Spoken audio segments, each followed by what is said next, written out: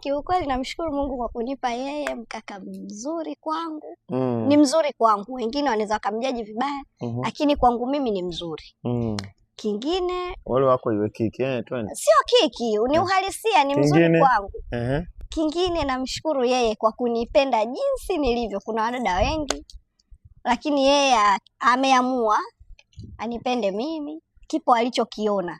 Yes, bana, miongoni mwa story kubwa sana ambayo of course imekuwa ikizungumzwa na watu wengi sana ni kuhusiana na mahusiano ya dada ambaye anafahamika kama Miriam Chirwa pamoja na mwanaume wake ambaye anaitwa Ruben.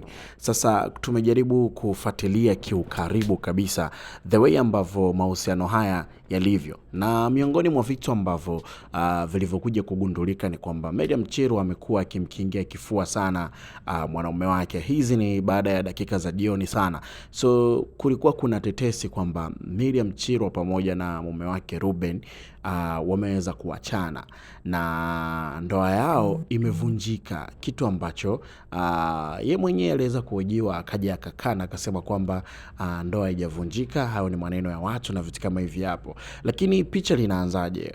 Picha linaanza kwamba Miriam Chirwa awali alizungumza kwamba familia ya mume wake Ruben ilikuwa haimtaki kabisa, yani haimtaki baada tu ya kwenda kutambulishwa na vitu kama hivi hapo.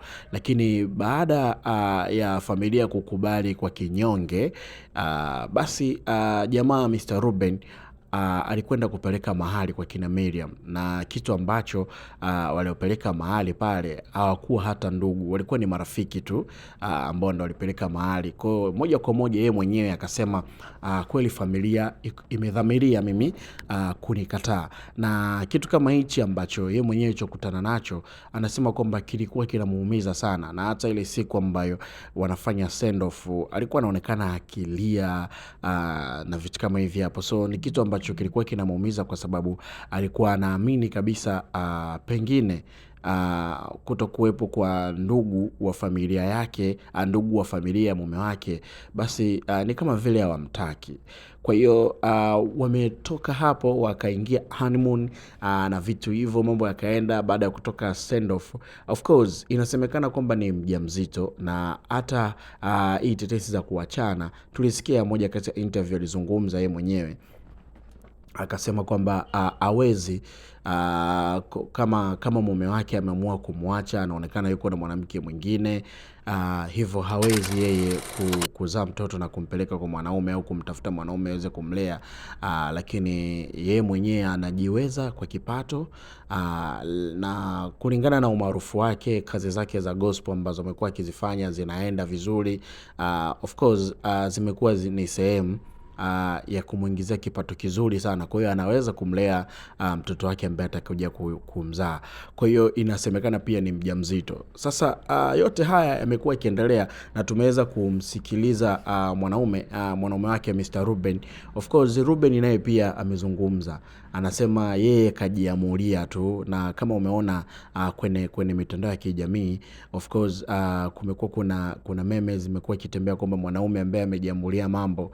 Kwa hiyo imekuwa ni kama hivyo tu, au sio? Na hata mara ya mwisho tumeweza kumsikiliza Miriam ameweza kusema kwamba alikuwa anahojiwa na Bongo FM, na Miriam wa Migomba alizungumza akaambiwa kwamba tunasikia kwamba mume umeachana naye na kuwaje, na baada tu ya send off tunategemea ndoa. Alichokijibu akasema kwamba yeye pia anazisikia, kwa hiyo ana chochote cha kukiongelea. Kama mwanaume kaamua kujiamulia mambo, ajiamulie tu mwenyewe mambo, kwa sababu anamuona mwanaume wake ni kama mtu wa kujiamulia mambo. Yaani anajiamulia chochote tu, anajiamulia alafu mwisho wa siku hivyo. Kwa hiyo ikawa imeondoka na hichi kimsemo mwanaume wake ni mtu wa kujiamulia tu mambo. Lakini aligoma kabisa kusema kama wameachana, na akasema hayo ni maneno ya watu, ila kama kweli mume wake yuko na hayo mambo, basi endelee kujiamulia vitu ambavyo anavyovifanya. Kwa hiyo imekuwa ni kama vile ni kitu ambacho hakijaeleweka. Lakini kwenye mahusiano ya Miriam, of course yeye mwenyewe alishazungumza kwamba anampenda sana mume wake, na alianza kuwa na mume wake kwa muda tu baada ya kuonesha kwamba ana nia ya kumpenda vile alivyo.